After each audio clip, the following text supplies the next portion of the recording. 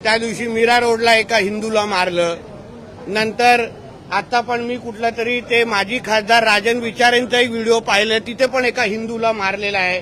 एवढा ढोंगणात ताकद आहे ना, जाऊन मोहम्मद अली रोड आणि नल बाजार भेंडी बाजार मध्ये एका कोणाला तरी दाढी आणि गोल टोपीवाल्याला कानफडीत फडवा ना.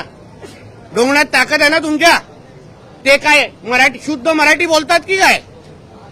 त्यांच्या थोबाड्यातून कधी आम्ही मराठी ऐकलं नाही, अल्लाह अकबर सोडून. मग तिथे का नाही त्यांचे थोबाड फोडायची हिंमत करत? तिथे का नाही एका फेरीवाल्याला पकडत? आमच्या कुठल्याही हिंदूला अशा पद्धतीने कोण मारत असेल तर आमचं सरकार नक्की कारवाई करणार.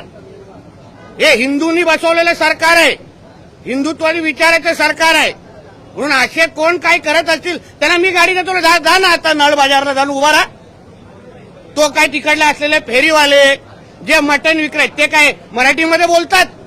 तिथे आपली हिंमत दाखवायची नाही, सगळी छाती ताण करून की आमच्या घरी हिंदूंना दाखवायची. तिथे सांग मराठी में बोलो, मग कुठून आजान काढतील दिसेल. मग हिंमत दाखवायची, आम्ही तिथे बोलण्याची हिंमत ठेवतो. आणि बाळासाहेब ठाकरेंच्या विचारात चालणारे शिवसैनिक आहे ना, हे नलबाजारमध्ये जाऊन कान फोडवतील आणि त्या लोकांना तोंडाने मराठी काढतील, गरीब हिंदूंना मारणार नाही. म्हणून अशा पद्धतीचे प्रकार वारंवार अगर आमच्या हिंदूंवर होत असतील ना, तर आमचं पण सरकार तिसरा डोळं उघडेल, हे तरी लक्षात ठेवावं.